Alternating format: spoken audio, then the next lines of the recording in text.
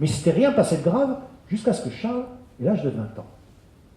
Il avait à peu près 20 ans quand il était dans l'atelier de son père et il essayait de trouver quelque chose à l'accordéon. Son père écoutait, il mangeait sa soupe, il écoutait en même temps. Et c'était une sorte de valse, une valse un peu bizarre. Tout d'un coup, il a compris ce que faisait son fils.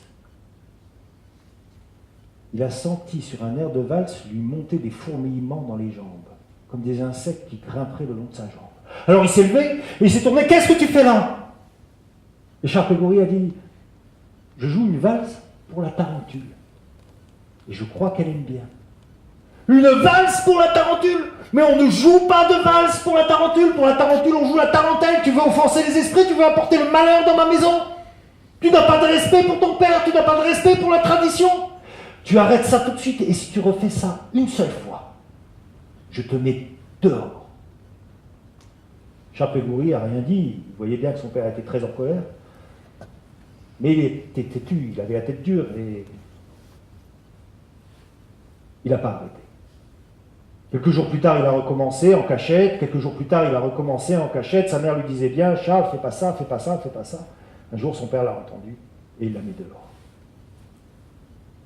Oh bon, quand vous êtes dans cette situation-là, vous n'avez pas trop de temps à passer à vous morfondre. Hein. Il faut trouver à résoudre des urgences, et notamment comment vous allez trouver de l'argent. Parce que dans une ville, c'est l'argent qui vous sauve. Charles Pégury savait faire qu'une chose, jouer de l'accordéon. Alors il est allé chercher de l'embauche dans les bals. Mais dans tous les bals populaires où on acceptait les accordéonistes, il y en avait déjà puisqu'il était à la mode. Et partout où il n'y avait pas d'accordéoniste, c'était des bals populaires auvergnats, où on refusait les accordéonistes, mais surtout on refusait les Italiens. Il s'est fait bien malmener. Il a trouvé de l'embauche nulle part. Et quand il a fait tous les bals, il a fini par le chalet. Le chalet, c'était le dernier bal. C'était celui où il n'avait aucune chance. Il le savait, mais c'était le dernier. Alors avant de quitter Paris, il s'est dit, je vais quand même essayer ça. Le chalet, il avait été ouvert par un Auvergnat, un cabaretteur auvergnat qui s'appelait Antoine Bouscatel.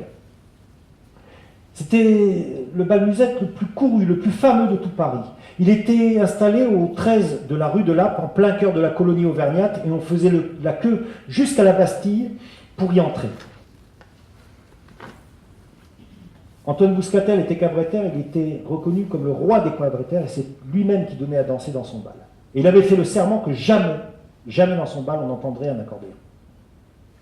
Pégury, il n'avait pas d'espoir, mais il s'est mis dans la queue, et au bout de quelques heures, il est entré dans le bal. Et dès qu'il est entré dans le bal, il a été émerveillé. Antoine Bouscatel était en train de jouer de la cabrette, les sonnailles aux pieds, à côté d'un vielleux auvergnat.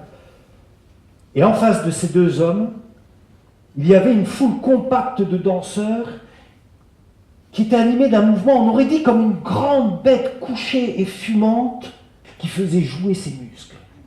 Et dès qu'il l'a vu, Pégury l'a reconnu. Il ne l'avait jamais vu auparavant, il l'a reconnu. C'était la boba. Bouscatel était capable d'appeler la boba en plein cœur de Paris. C'était un vrai passeur d'esprit.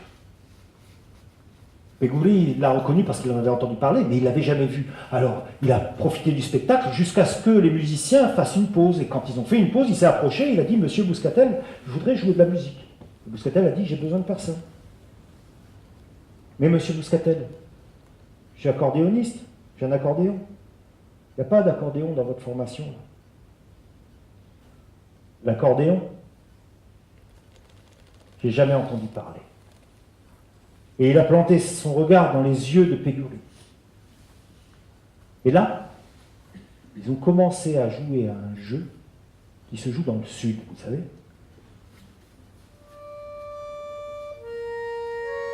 On se regarde dans les yeux. Le premier qui détourne le regard a perdu.